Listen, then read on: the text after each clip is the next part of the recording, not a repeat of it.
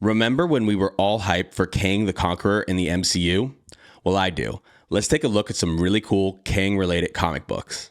Okay, what I have here is the Avengers number 267 and 268. Both of these books were written by Roger Stern, and the artist was the amazing John Buscema. So I'm a big fan of John Buscema's art. He is all over the place in comics in terms of like the stuff that he's been involved in and the characters he's drawn and the titles that he's been the artist for. So I just think he's a really great, prolific writer in Marvel, and I absolutely love picking up John Buscema art when I can. Now, what's the significance of these two comics? This first one is a key because it's the first appearance of the Council of Kangs.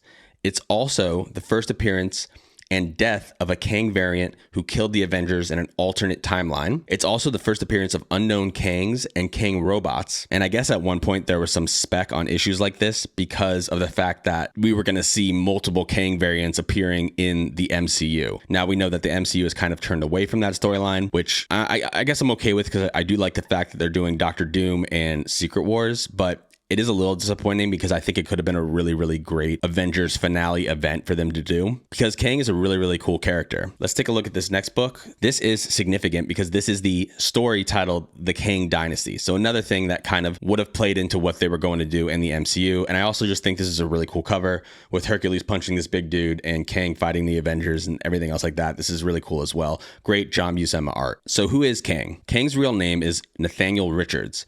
He is a descendant of Reed Richards' time-traveling father, Nathaniel. So he's a descendant of Reed Richards. So if we remember how intelligent Reed Richards is, it kind of would make sense that his descendants would also be extremely intelligent. He basically becomes fascinated with history and discovers time travel technology created by Doctor Doom, another possible ancestor of his. At one point, he travels back in time to Egypt, where he takes on his first alter ego, Rama Tut. He's actually had several titles over the years, and if you look at across his different variants, there's Rama Tut, Immortus, Scarlet Centurion, Victor Timely, Iron Lad, and Mr. Griffin, to name some of them. So he has a lot of variants, especially because of his time travel abilities, and his technology is also extremely advanced.